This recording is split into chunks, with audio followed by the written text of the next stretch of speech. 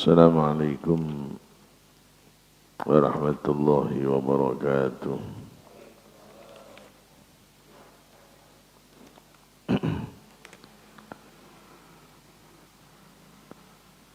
Ya Arhamar Rahimin, Ya Arhamar Rahimin, Ya Arhamar Rahimin, farij 'alal muslimin, Ya Arhamar Rahimin, Ya Arhamar Rahimin, Ya Arhamar Rahimin, farij 'alal muslimin, Ya Rabbana Ya Karim, Ya Rabbana Ya Rahim, Anta Jawadul Halim, wa Anta Ni'mal Mu'in, Ya Arhamar Rahimin,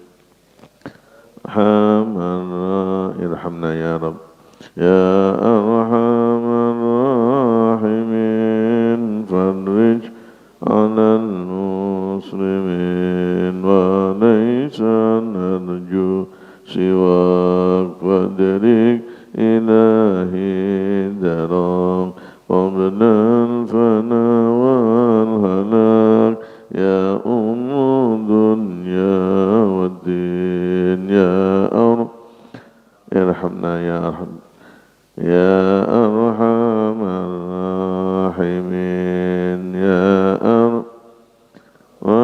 Rahimin, farrid muslimin, waghfir likulli dhunub, wastun likulli uyub, wakshif likulli kurub, wakfi adal mudin, Ya irhamna ya Rabb, wa ahlana ya Rabb, wa ahla sukanina asimah Banyuwangi, Ya Arhamar Rahimin, farij 'alal muslimin. Al-Fatihah. Ya-Rahman Rahim, alhamdulillah Rabbil Alamin, Ar-Rahman Ar-Rahim, Maliki Yawmiddin, Iyyaka na'budu wa iyyaka nasta'in, Shiratal Mustaqim, Shiratal ladzina an'amta 'alaihim ghairil maghdubi 'alaihim waladdallin. Bismillahirrahmanirrahim. Alhamdulillahi Rabbil Alamin. Wassalatu wassalamu ala ashrafil anbiya'i wal mursalin, wa ala alihi wa ashabihi wa man tabi'ahum bi ihsan ila yaumiddin. Wa qala qa'il azza wa jalla fi kitabihil karim, wa huwa asdaqul qa'ilin, A'udzu billahi minasy syaithanir rajim. Bismillahirrahmanirrahim. Wa ma umiru illa liya'budullaha mukhlishina lahud-din hunafa'a wa yuqimus salata wa yutuz zakata wa dzalika dinul qayyimah. Wa qala an-nabiyyu sallallahu alaihi wasallam, athqalu ma yudha'u fil mizan yaumal qiyamah taqwallah wa husnul khuluq. Amma ba'd, ayyuhal hadirun wal hadirat, sidang kuliah subuh Masjid Al-Mizan Kejaksaan yang saya hormati Bapak Kajari beserta keluarga besar Kantor Kejaksaan Cabang Banyuwangi yang hari ini hadir di masjid yang saya hormati, jami'in jami'at rahimakumullah. Alhamdulillah, setelah sekian bulan kita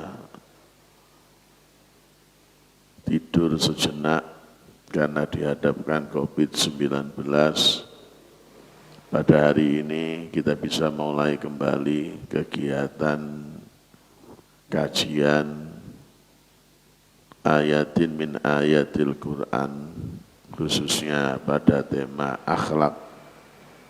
Mudah-mudahan pertemuan kita di pagi hari ini senantiasa seiring ridha ma'unah dari Allah Subhanahu wa taala, dan apa yang kita lakukan sejak salat subuh, kemudian qiraatil Quran bil mudarasah, diterima oleh Allah Subhanahu wa taala, menjadikan satu bekal nantinya ketika kita berpulang ke hadiratnya dalam keadaan husnul khotimah. Amin, Allahumma amin. Bapak Ibu sekalian yang dirahmati oleh Allah Subhanahu wa taala, sebagaimana hadis yang tadi saya bawakan, athqalu ma yudha'u fil mizan yaumal qiyamah taqwallah wa husnul khuluq. Pekerjaan yang paling berat nantinya ketika diletakkan di timbangan besok pada yaumul qiyamah, ketika ditimbang amal ibadah kita oleh Allah Ta'ala, yaitu yang pertama ketakwaan kepada Allah, dan yang kedua adalah husnul khuluq, akhlak yang baik. Ini yang menjadi stressing kita, akhlak. Sebagaimana tema dan penjelasan-penjelasan yang lalu, akhlak. Berbicara tentang akhlak, ini memang satu kalimat yang mudah untuk diucapkan, namun sulit untuk bisa direalisasikan. Sebagaimana yang diucapkan oleh Syekh Ibnul Muqawwiyah, akhlak itu adalah halun din nafsiyah, adalah satu perilaku bagi seseorang yang sudah menjadi perangai, menjadi satu karakter. Maka dari definisinya sangat jelas sekali, dikatakan adalah da'iyatun laha ila af'aliha min ghairi fikrin wa ru'yatin. Akhlak adalah sesuatu yang muncul dari pribadi seseorang secara tiba-tiba, tanpa dia melihat, tanpa dia berpikir. Itu akan kelihatan, tidak dibuat-buat. Kalau dibuat-buat itu bukan akhlak. Akhlak adalah sesuatu, kata dasarnya dari kata khuluq. Atau kita lihat kalau tanpa harakat, khalqun, khuluqun. Ya. Ini adalah dari ciptaannya memang demikian. Menjadi sebuah tabiat seseorang. Makanya akhlak ini yang sesuatu yang harus ditanamkan sejak sedini mungkin. Anak mempunyai akhlak yang baik atau yang jelek, itu bukan tiba-tiba. Tetapi karena ada sesuatu yang mempengaruhi. Apa yang mempengaruhi? Yang mempengaruhi yaitu karena 3 hal. Yang pertama adalah faktor hereditas. Karena faktor keturunan. Kalau keturunannya baik, sesuatu yang diajarkan oleh orang tua adalah baik. Maka secara otomatis anak pun akan menjadi baik. Tapi sebaliknya ketika orang tua ini kurang baik, ya, atau tidak baik, maka jangan berharap anaknya perilakunya menjadi baik. Karena pemandangan yang dia lihat sehari-hari, pengajaran yang dia lihat sehari-hari, uswah, contoh yang dia lihat sehari-hari, ya, tidak sesuai dengan apa yang menjadi harapan. Ini yang pertama, faktor keturunan. Pendidikan yang utama dan yang paling utama adalah dari keluarga. Kemudian yang kedua yang mempengaruhi anak adalah faktor lingkungan. Makanya Rasulullah Shallallahu Alaihi Wasallam ad-dar qabla jar, ad-dar qabla jar. Ketika membangun rumah atau membeli rumah, jangan melihat rumah itu murah atau tidak, baik atau tidak. Tapi yang pertama yang menjadikan sebagai satu pemikiran adalah lingkungannya bagaimana. Boleh jadi rumahnya bagus, harganya murah, tapi lingkungannya tidak mendukung. Masyarakatnya kurang bagus, masyarakatnya bukan orang yang agamis. Ya. Maka jangan pernah bikin rumah di situ. Kalau tidak mampu berdakwah, maka anak kita yang akan hancur. Ini faktor yang kedua. Faktor yang ketiga, ini adalah pendidikan. Ketika lingkungannya bagus, keluarganya, masyarakatnya bagus, kalau pendidikannya kurang, ketika tidak ada masalah, mungkin akhlak masih baik. Tapi ketika dihadapkan problem, disitulah akhlak menjadi sebuah jaminan. Ada orang yang mulai kecil memang ahli ibadah, tidak pernah lupa, dan sering mengatakan ketika mendapat nikmat, alhamdulillah. Namun ketika dia dihadapkan persoalan yang sangat berat, tiba-tiba dia lupa sholat, lupa segalanya. Ketika ditanya, kenapa kau tidak sholat? Aku sekarang mulai timbul tanda tanya. Aku sejak kecil sholat tidak pernah aku tinggalkan. Aku baca Quran. Namun aku sekarang mulai ragu kepada Allah. Aku yang rajin sholat, rajin baca Quran dan sebagainya. Kenapa ekonomiku tidak mapan? Kenapa aku begitu sulit cari ekonomi? Kenapa kehidupanku terasa tidak bahagia? Sementara aku melihat tetanggaku yang tidak pernah sholat, tidak pernah ngaji, tidak pernah pengajian, kenapa hidupnya menjadi damai? Ekonominya mapan dan sebagainya. Disinilah pentingnya pengetahuan. Tanpa pengetahuan, akhlak yang awalnya bagus menjadi rusak. Makanya ini Bapak Ibu sekalian, yang ini yang akan kita pertegas tentang akhlak. Akhlak adalah sesuatu yang paling utama. Di atas ilmu adalah akhlak. Ketika ilmu yang didahulukan, kecerdasan intelektualitas yang didahulukan, dengan tanpa berpikir kecerdasan spiritualitas dan emosional, apa yang terjadi? Kita akan membentuk generasi-generasi yang cerdas, generasi-generasi yang pinter, mohon maaf, tapi kadangkala tidak benar. Padahal yang kita butuhkan adalah generasi yang pinter, yang benar.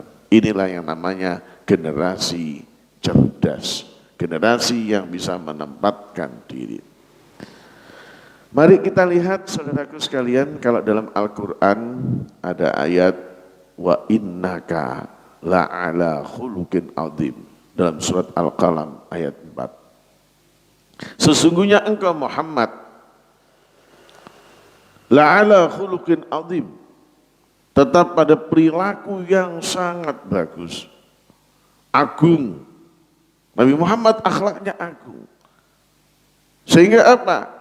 Pantas jika kanjeng Nabi Muhammad sallallahu alaihi wasallam ketika berdakwah hanya 23 tahun, beliau sukses. Apa yang dikedepankan? Karena uswah, contoh yang didahulukan. Sampai beliau diabadikan dalam surat Al-Ahzab, laqad kana lakum fi rasulillahi uswah. Sungguh ada pada diri Muhammad untuk kamu sekalian apa? Uswah. Uswah yang apa? Contoh yang apa? Hasanah yang bagus. Pertanyaannya, orang-orang mau enggak mencontoh Nabi Muhammad?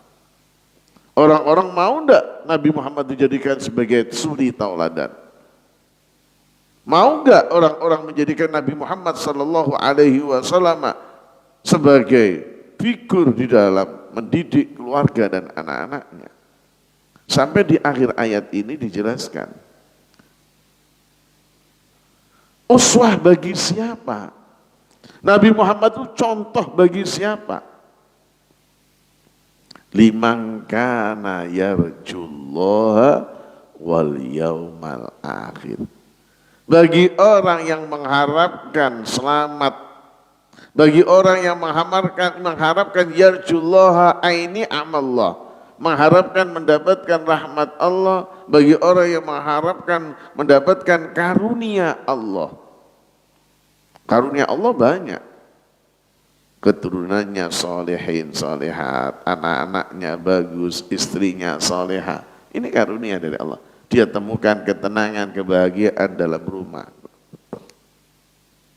Wal yaumal akhir ay an-najah yaumal akhir. Besok akan selamat pada hari akhir. Kanjeng Nabi jadikan uswah. Pinter perlu, cerdas penting. Siapakah orang yang cerdas? Keilmuan yang dibarengi dengan kecerdasan emosional. Kecerdasan intelektualitas dibarengi dengan spiritualitas, muncullah di antaranya adalah kecerdasan emosional. Bapak sekalian, mari kita kembali lagi kepada akhlak. Kalau kita lihat di Al-Quran, yang sering kita baca, satu hari kita baca minimal 17 kali. Minimal. Subuh 2 kali, zuhur 4 kali, asar 4 kali, maghrib 3 kali, isya 4 kali. Apa? Al-Fatihah. Coba lihat pada ayat Bismillahirrahmanirrahim. Alhamdulillahirabbil alamin, Ar-Rahmanirrahim, Maliki yaumiddin. Kemudian ada kalimat iyyaka na'budu wa iyyaka nasta'in. Ini yang harus difahami sebenarnya. Iyyaka na'budu wa iyyaka nasta'in. Hanya kepadamu kami menyembah dan hanya kepadamu kami minta pertolongan. Bukan minta tolong dulu. Durung megawe kok wis njaluk.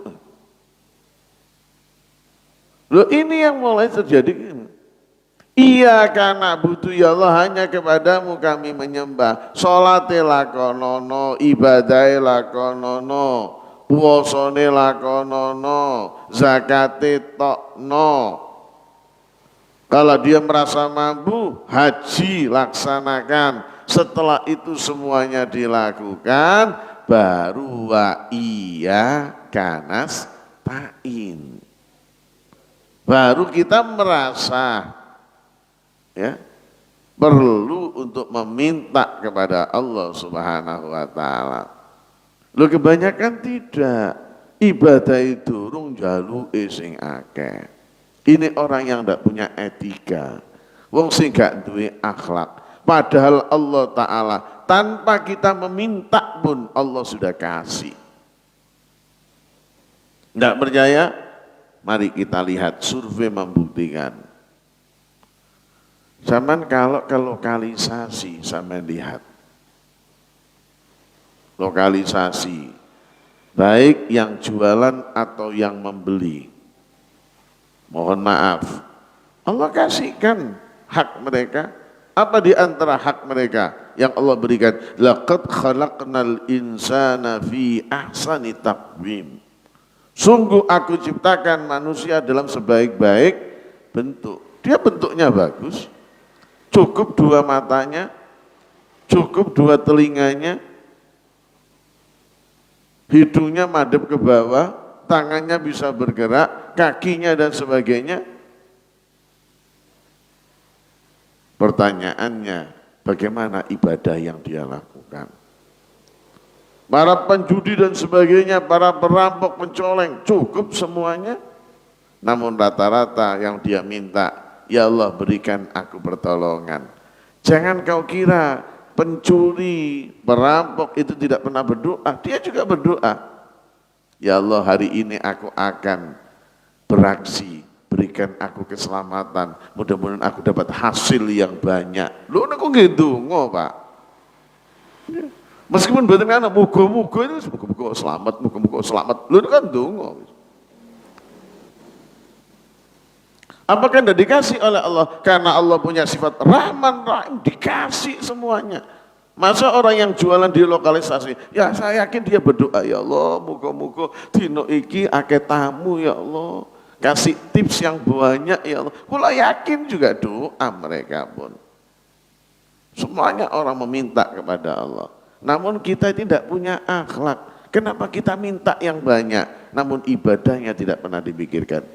Mata kita bisa melihat karena Allah. Mohon maaf Pak, saya itu sakit gigi Pak. Loro untu. Niki baru terasa Pak. Wis 2 kali ke dokter, ya kroso. Ya sik gak waras. Wis tengah mboten waras ya Allah. Ya, nikmat mana yang kau itu makanya nikmat mana yang kau dustakan. Kalau ngomong awak kula dhewe dik nikmat mana yang kamu dustakan. Buru diweni loro seminggu ben sampai ate karuan. Padahal sudah kau pakai gigi kamu berapa tahun. Nggih. Dugi mriku sadar ya Allah, kita tidak punya akhlak. Bapak sekalian yang dirahmati oleh Allah Ta'ala, balik mari. Tentang akhlak adalah perangai, sudah tabiat yang keluar. Terus bagaimana kita? Ya, kita semuanya bagaimana? Karena akhlak tidak bisa langsung serta-merta tiba-tiba anak kita punya perilaku yang baik. Harus diberikan pemahaman dan sebagainya.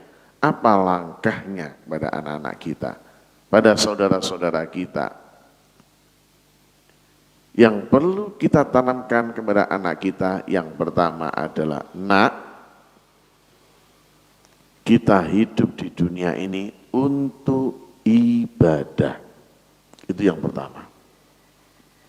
Fahamkan ibadah dulu, kenalkan syariat dulu. Nggak usah mikir, wah anaknya kudu pintar nyanyi dhisik, kudu pintar matematika. Bukan, yang pertama kenalkan ibadah dulu. Fahamkan agama dulu. Ajak anaknya ke masjid, senangkan ke masjid. Bapak-bapak, okelah baguslah saat ini bisa hadir di masjid. Tapi anak-anak bapak kemana? Kenapa tidak diajak juga? Yang umurnya sudah di atas 7 tahun, yang sudah di atas 10 tahun. Kenapa mereka juga tidak ditanamkan? Ini adalah bagian daripada uswah hasanah. Kalau jenengan dibalik kepada lah Ustadz Yambek juga mboten bawa anak, karena anak saya memang tidak ada di rumah. Anak saya yang ada di rumah hanya yang paling kecil, yang sekarang masih umur 6 tahun. Lainnya sudah saya taruh di pesantren. Sahabat sekalian yang dirahmati oleh Allah, balik lagi tadi akhlak. Ini harus kita tanamkan. Berbicara akhlak, akhlak ada 2. Ada akhlak, kata Imam Ghazali, ada akhlak mahmudah. Ada akhlak sayyi'ah, mazmumah. Ada akhlak itu akhlak baik, akhlak terpuji. Ada akhlak yang tercela. Pertanyaannya, bisakah kita membedakan antara itu akhlak yang baik dan itu akhlak yang jelek? Ini tidak mudah. Makanya yang saya katakan tadi, 3 hal, di antaranya pendidikan. Ada kadangkala orang ketika ada musibah, anaknya meninggal dunia. Ketika orang punya ilmu, dia hanya menangis, ya Allah, Masya Allah, nah, ya Allah, ujian apa yang kau berikan kepadaku ya Allah, tambahkan aku ya Allah, tambahkan. Mungkin cukup begitu, dia menangis. Karena apa? Karena dia tahu bahwa hidup mati itu sudah ditentukan oleh Allah. Hanya cuma ya Allah, nah ya Allah, Masya Allah ya Allah, berikan ketambahan hatiku ya Allah, berikan kekuatan hatiku ya Allah. Tapi orang yang tidak mengenal ilmu, tidak punya ilmu, beda lagi. Nah, kamu sudah kubilang, jangan keluar pakai sepeda motor. Kamu tambeng kamu. Makanya kecelakaan mati sudah kamu sekarang. Andai kata kau nurut sama ayah, tidak mati kamu. Nah ini bahasanya. Sudah beda kan bahasanya? Ini kata Rasulullah, laisa minna man latamal khudud wa syakkal juyub wa yad'u bida'watil jahiliyah. Dia omongannya seperti omongan orang-orang jahiliyah. Nah, jangan mati, nah, ayo nak. Ibu sama siapa, nak? Semaput. Ketika dia sadar, gitu lagi. Beda akhlaknya orang yang punya ilmu dengan yang ini kurang sabarnya. Ketika dibilang, yang sabar pak, yang sabar. Kamu bilang begitu, karena kamu tidak merasakan. Ini yang mati anakku bukan anakmu. Ada yang sampai 1 bulan dia, akhirnya dia sampai stres dan sebagainya. Kenapa? Akhlak. Makanya Bapak sekalian ini penting. Ketika sudah saya jelaskan tentang akhlak yang mahmudah, akhlak yang madmumah, dulu sudah kita bahas. Akhlak mahmudah diantaranya apa? Ikhlas, amanah, adil, tawakal, sabrun, syukrun, qanaah, nerimo dan sebagainya. Ini tidak saya jelaskan satu persatu. Kalau saya jelaskan satu persatu, insya Allah ya, 3 tahun tidak selesai. Tidak akan selesai. Yang sayyi'ah apa diantaranya? Yang sayyi'ah, takabur, sombong, ujub, terlalu bangga dengan kelebihan yang Allah berikan. Ya. Khianah, munafik. Ya, munafik kelihatannya bagus tapi sebenarnya di hatinya menyimpan sesuatu yang tidak sama dengan di luarnya. Kemudian di antaranya lagi apa? Hirsun, rakus, bakhlun, bakhilun, medit. Banyak penyakit-penyakit itu di antaranya. Ini Bapak sekalian yang dirahmati oleh Allah Subhanahu wa taala, supaya lebih kita terarah, kita akan berbicara tentang akhlak satu persatu, akhlak kepada Allah Subhanahu wa taala. Etika kepada Allah Subhanahu wa taala.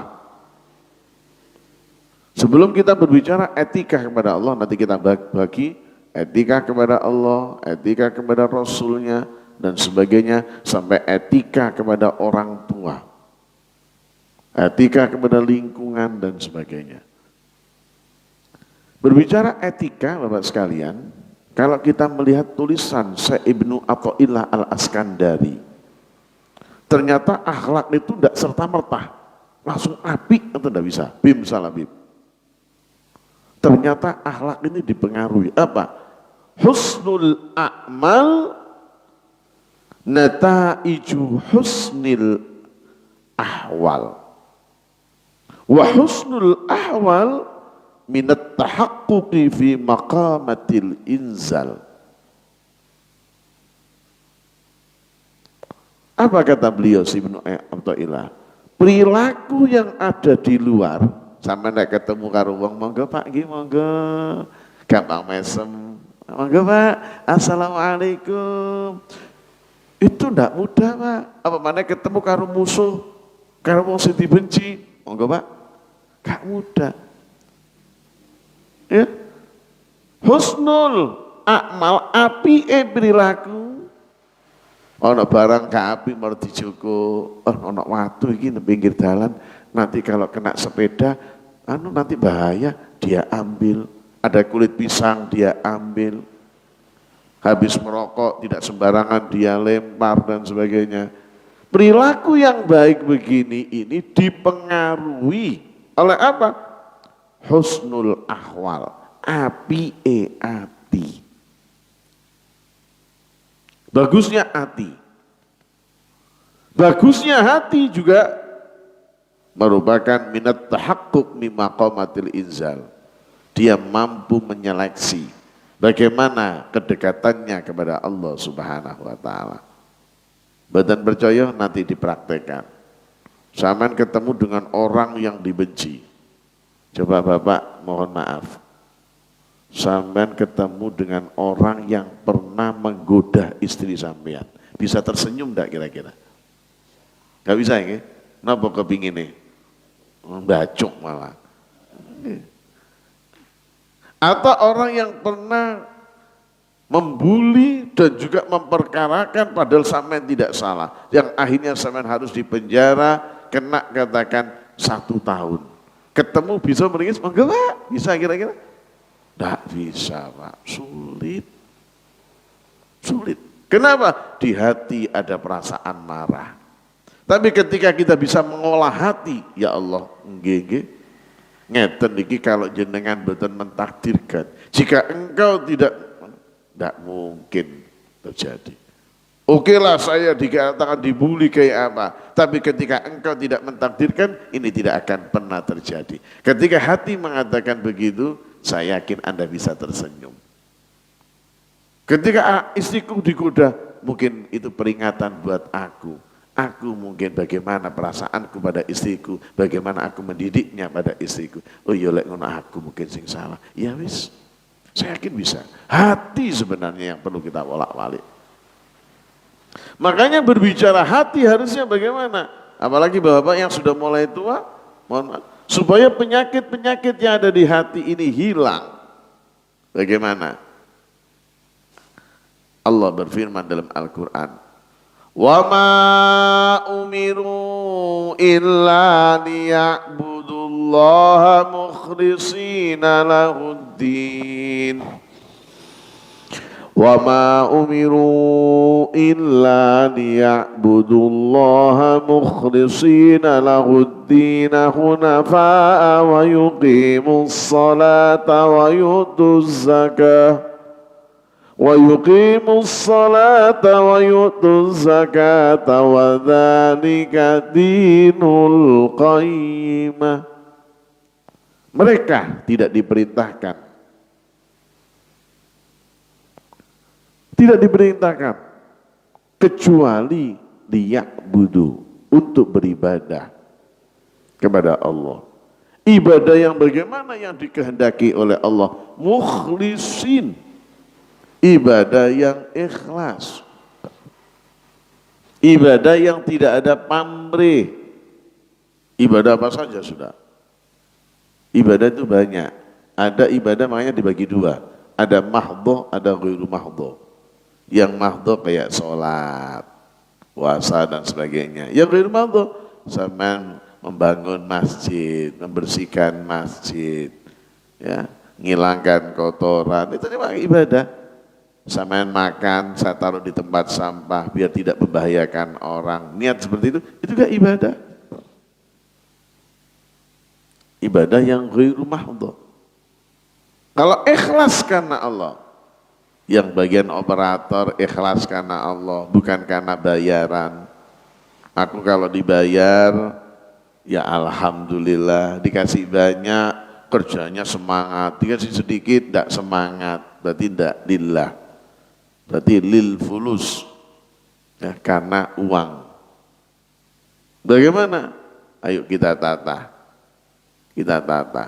Pokoknya mohon maaf, saya kalau diundang tidak pernah menyebutkan nominal.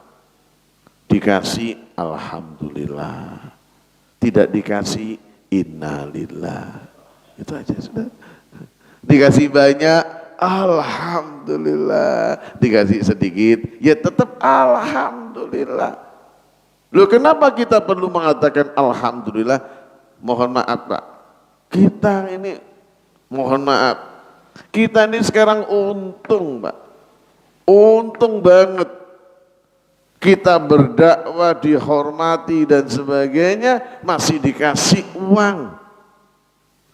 Rasulullah sallallahu alaihi wasallam, Allahumma shalli wa sallim alaihi, sukses, ekonominya begitu bagus, menguasai 15 negara, tapi ketika mendapat risalah kenabian untuk berdakwah, hartanya habis.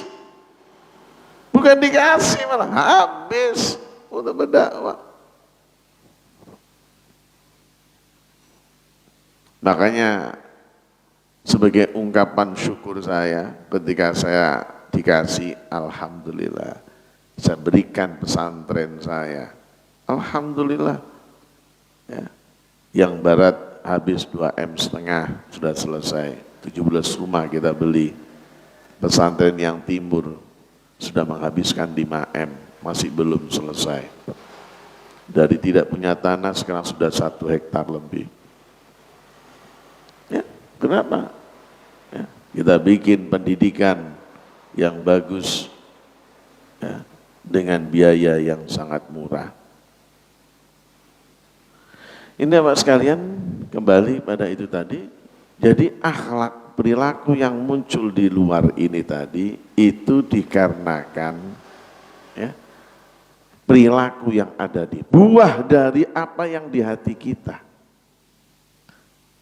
Jangan katakan mohon maaf baik dengan orang, tapi ketika berharap sesuatu dan harapannya tidak berhasil, nanti akan berubah perilakunya.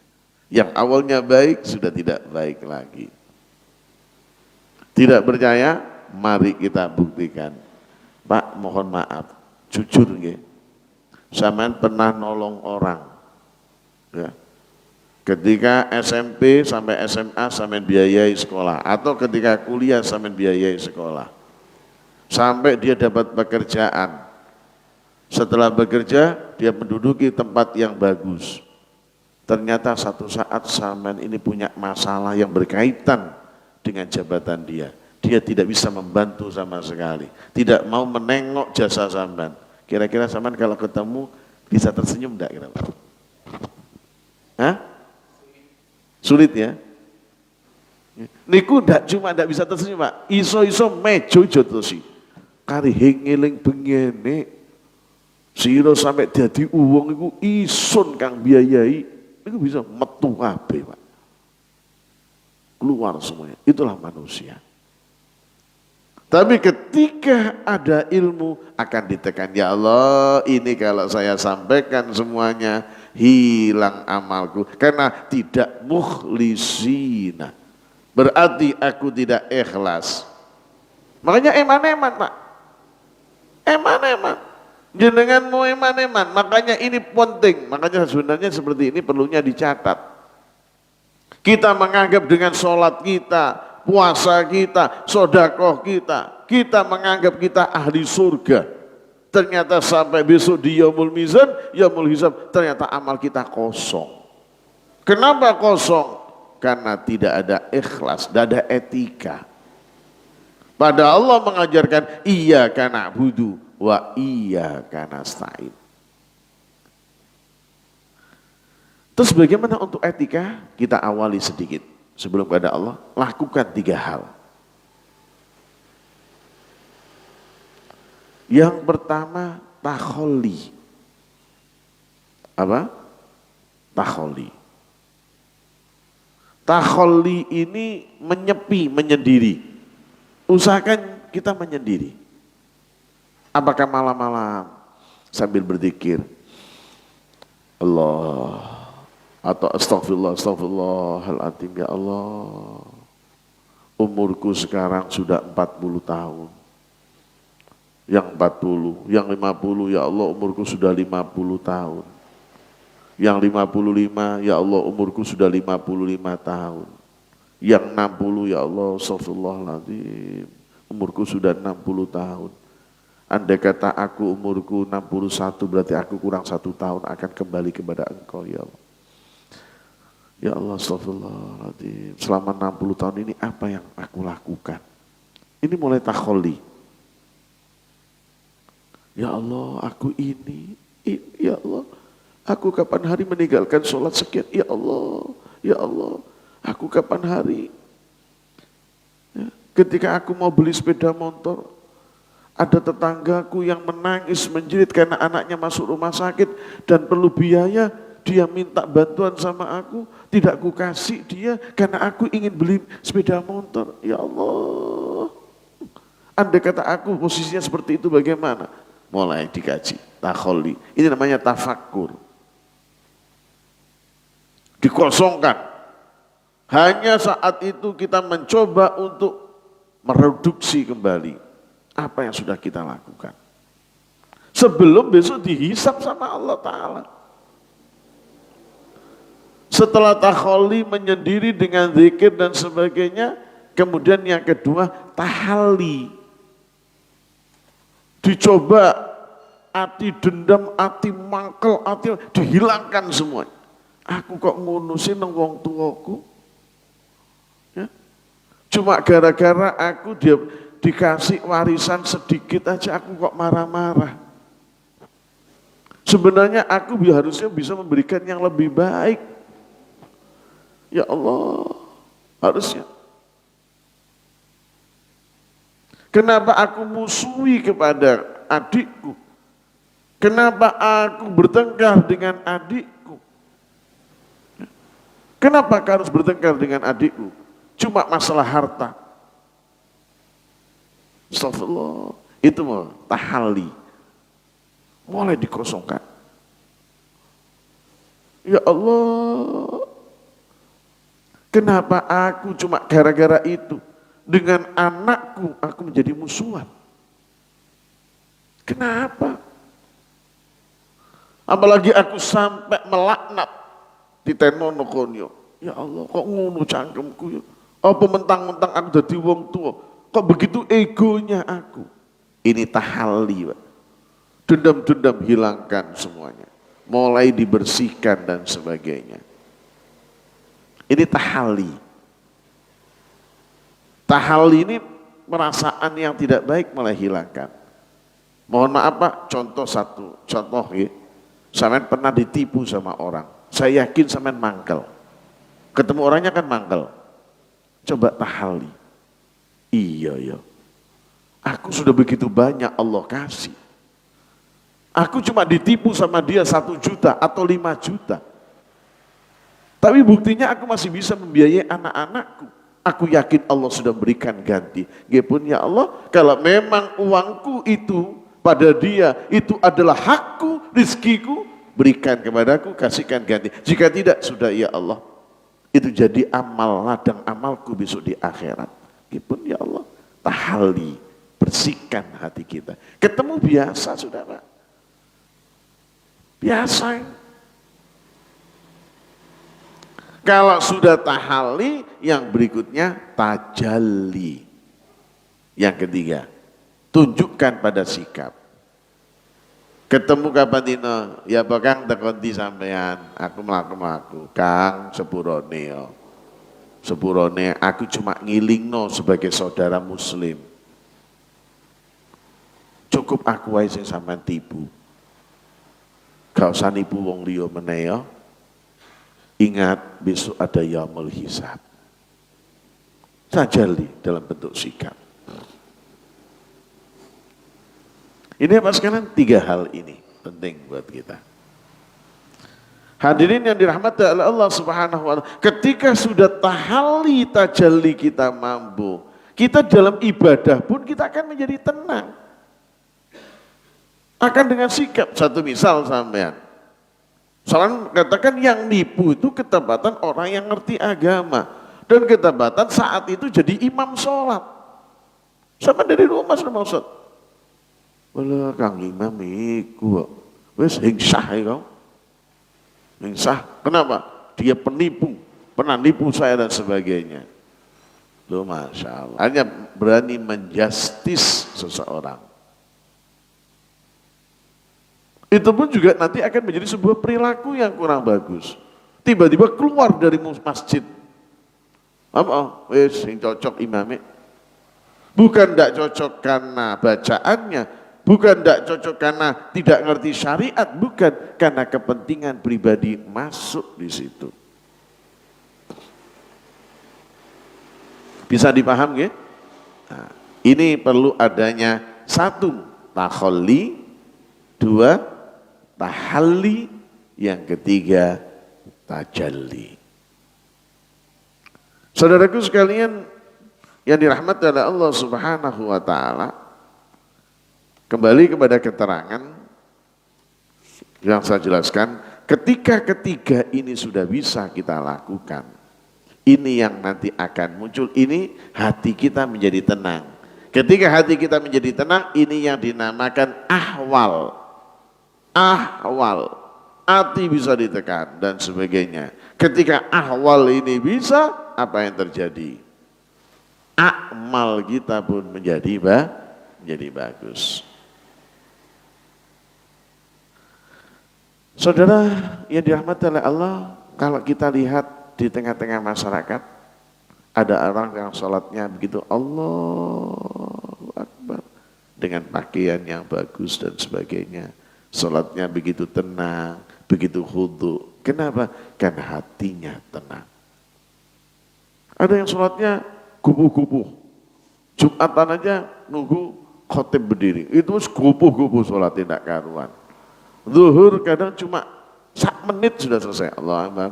Pokoknya diteter suratnya wis kul huwallahu ahad kul a'udzu falak. Assalamualaikum culung langsung. Apa dia tidak merasa butuh sama Allah Ta'ala? Kalau tidak mau zikir bareng-bareng, ya zikir sendirian lah, mohon kepada Allah. Butuh kepada Allah. Itulah etikanya. Makanya Rasulullah mengajarkan, Assalamualaikum, jangan langsung celung. Man sholata bila wirdin fahuwa kal kirat. Barang siapa yang sholat tanpa zikir, itu bagaikan kera. Tidak mau zikir bareng, ya zikir sendiri ya. Pokoknya jangan langsung celung. Zikir disi, astagfirullahaladzim, ya Allah, kula dikata dosa ya Allah. Tidak perlu salaman dulu, jaluk sepuluh disi neng Allah Ta'ala. Salaman sama orang mati masih bisa akhir, astagfirullahaladzim, kaki masih belum berubah, astagfirullahaladzim, ya Allah dosa kula kata ya Allah. Mencoba tahali mengosongkan sambil merenung, astagfirullahaladzim. Di wali daya, wong tua kula pindah ya Allah, wali ashabil hukukil wajibati alaih dan sebagainya, minimal sampai Allahumma antas salam, okay?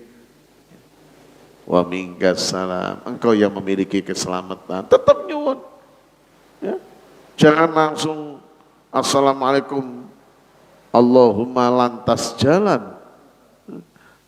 Bukan, ya tidak mau bareng-bareng, minimal zikir sendiri, minimal sampai Allahumma antas salam wa minkas salam wa ilaika ya'udu salam, keselamatan balik kepada engkau ya dan sebagainya. Para hadirin yang dirahmati Allah, sebelum kita lanjutkan, mungkin ada pertanyaan, sudah tinggal 15 menit. Ada penjenengan satu, ada lagi? Yang di luar,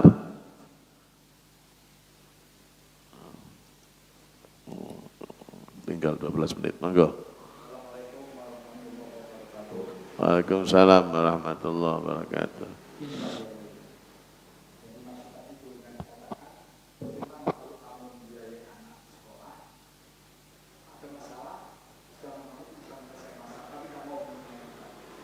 Gimana?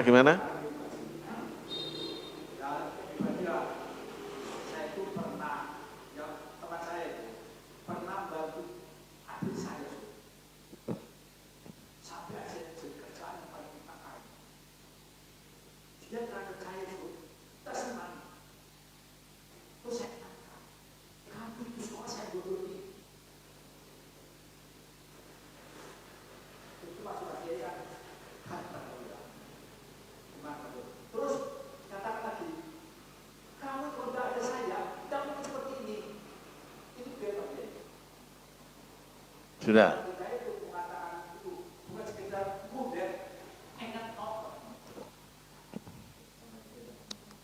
Waalaikumsalam warahmatullahi wabarakatuh. Ini mboten ngundat. Jadi membiayai adiknya sampai jadi orang sukses. Ternyata adiknya ya bukannya membalasnya dengan kebaikan, malah benci. Ya, malah membencinya. Akhirnya diingatkan. Jadi diingatkan, bukan ngundat, bukan. Ya. Kamu ini jadi seperti ini, karena aku yang membiayai. Isun kang biayai siro. Ini yang kalimat yang pertama. Ini kalimat yang kedua. Kalau nggak ada saya, kamu nggak mungkin jadi begini. Ini yang kedua. Wah, ini ekstrim betul kalimatnya ini. Ini kira-kira bagaimana? Ayat depannya saya lupa, tapi langsung tengah-tengah saya ingat. La tubtilu, depannya apa? Ya ayyuhalladzina amanu apa ya ayyuhan nas, saya lupa daripada nanti keliru. La tubtilu sadaqatikum bil manni wal adha. Jangan kau hapus, jangan kau batalkan sodakoh kamu sekalian. Dengan apa? Bil manni, dengan ngundat-ngundat. Kula mboten ngundat-ngundat, ngilingaken, nggih pun ngilingaken. Nah, ngilingaken itu cukup 1 kali, 2 kali. Tapi kalau berkali-kali diucapkan itu namanya ngundat-ngundat. Wal ada, dan menyakitkan bahasanya. Ya, menyakitkan. Contoh, bapak-bapak dapat bayaran 1 bulan anggapan 3 juta, ya, atau 5 juta atau lebih.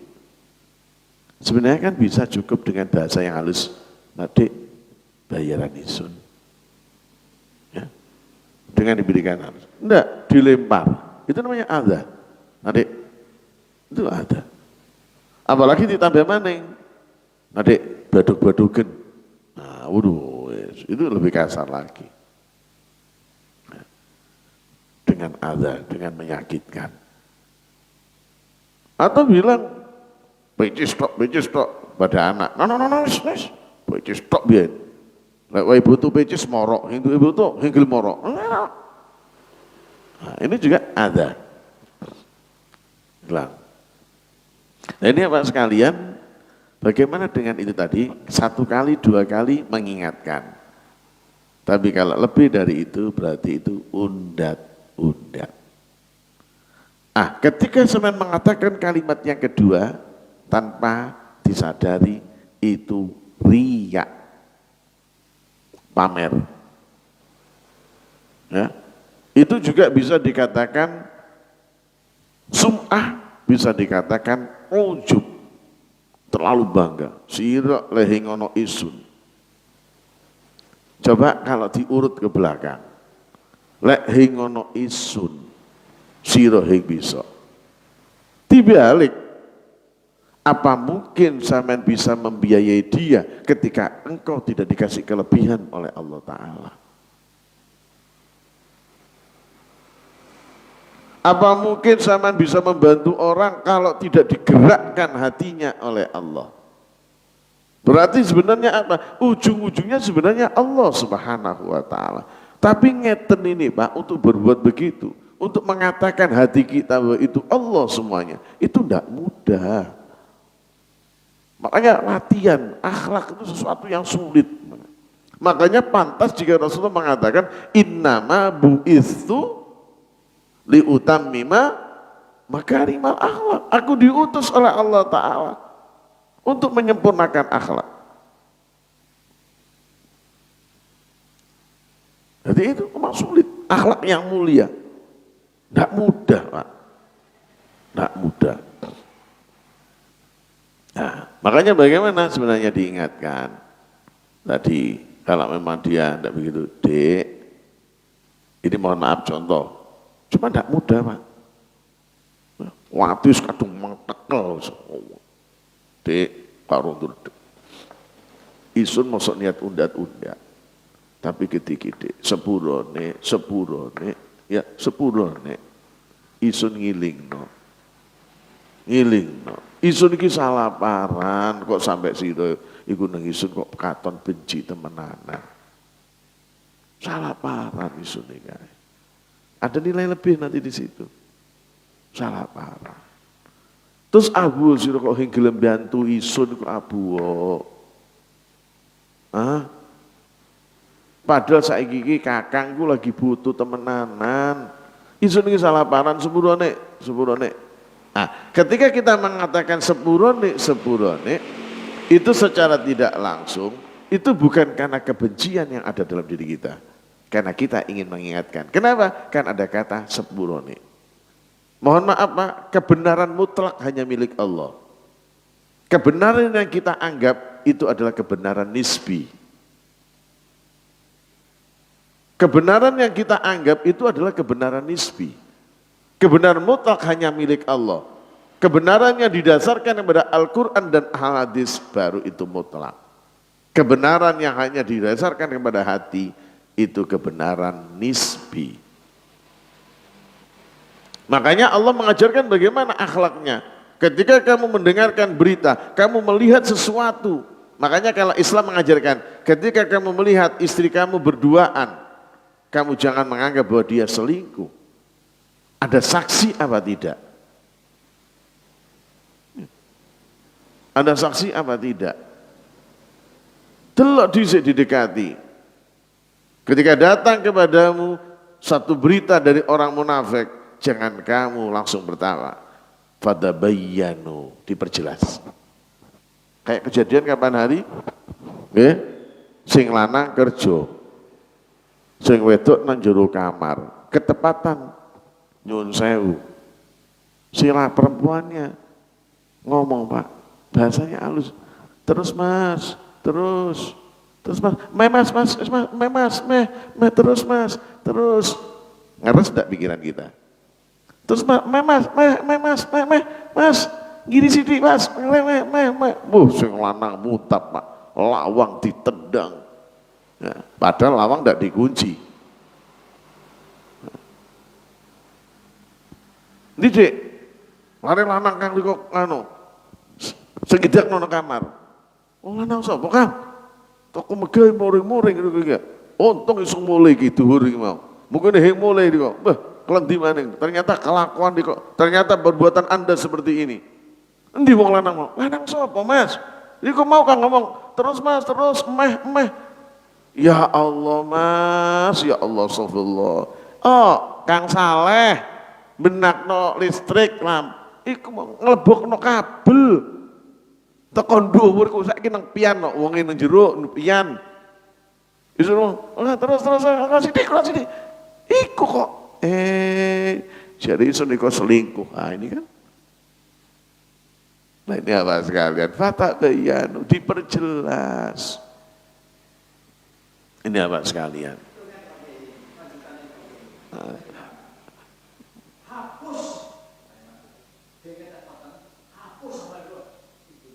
Maksudnya apa? Nggih.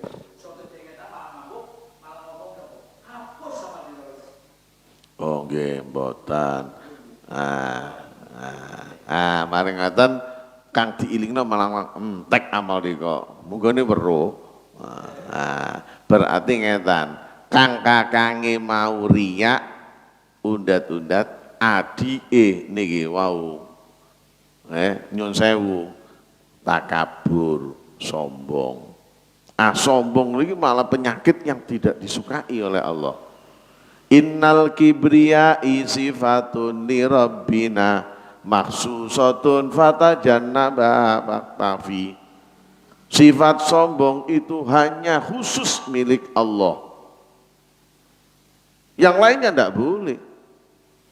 Yang sombong itu hanya boleh Allah Ta'ala. Coba tentang Al-Quran kan Allah Ta'ala, alam naj'alil arda mihada wal jibala autada wa khalaqnakum azwaja wa ja'alna naumakum subata. Masih banyak ayat-ayat lain. Bukankah aku telah menjadikan ardo bumi sebagai hamparan. Enggak. Kan padha kan lek cara bahasa Jawane kan iki kare hengkel sembayang padahal wis nuweni pecis kok sembarang kan sama dengan begitu. Bangga dengan itu. Yang pantas sombong itu hanya Allah Ta'ala. Jadi ketika dia mengatakan putus, hapus, berarti dia sombong. Jenengan yang sudah mengerti jangan diulang lagi. Sombong hanya milik dia. Ya Allah, kula riyen bantu adik kula ikhlas, ternyata kados ngoten. Nggih pun ya Allah, kula yakin dumateng panjenengan. Dia tidak membantu, kula yakin kau akan memberikan pertolongan. Napa enten dasare enten? Yakin pertolongannya Allah.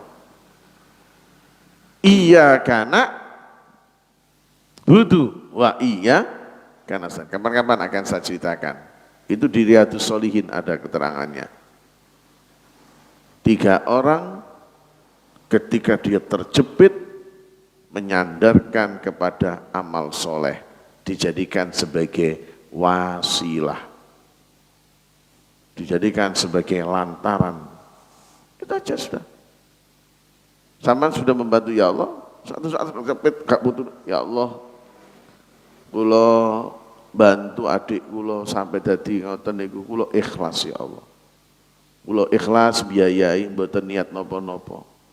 Ternyata saat niki kula di saat saya susah seperti ini adik saya tidak mau membantu. Ya Allah, aku mohon berikan kami pertolongan ya Allah dengan amal ibadah yang pernah aku lakukan. Insya Allah Allah kasih. Apakah boleh? Ada hadisnya. 3 orang yang terjebak di dalam gua. Besok-besok aja kita ceritakan. Bisa. Saya kira demikian Bapak sekalian, sudah jam 6. Mudah-mudahan apa yang kita bahas ada guna dan manfaatnya. Intinya adalah bahwa perilaku yang ada di luar ini dipengaruhi oleh perilaku yang ada di dalam hati. Perilaku dalam hati ini dipengaruhi oleh keimanan dan ketakwaan dan pemahaman keilmuan yang kita miliki. Mudah-mudahan kita menjadi orang yang selamat dunia akhirat dan mudah-mudahan ibadah kita bukan ibadah yang sia-sia, ibadah yang nantinya bisa menyelamatkan kita semuanya sehingga kita layak memasuki surganya Allah Subhanahu wa taala. Bismillahirrahmanirrahim. Alhamdulillahirabbil alamin. Allahumma anfa'na bima 'allamtana wa 'allimna bima la na'lam. Allahumma nas'aluka al-'afwa wal 'afiyah wal mu'afata ad-daimah fid din wa dunya wal akhirah. Allahumma ja'alna wa ahlana wa auladana wa jama'atina ya Allah. Jadikanlah kami semuanya, anak-anak turunan kita semuanya ya Allah, min ibadikal salihin, min ibadikal amilin, min ibadikal mukhlisin, min ibadikal salimin, sallimna wa iyyahu min afati dunya wal akhirah. Wa sallallahu ala sayyidina Muhammadin wa alihi wa sahbihi wasallam. Alhamdulillahi rabbil alamin. Al-Fatihah.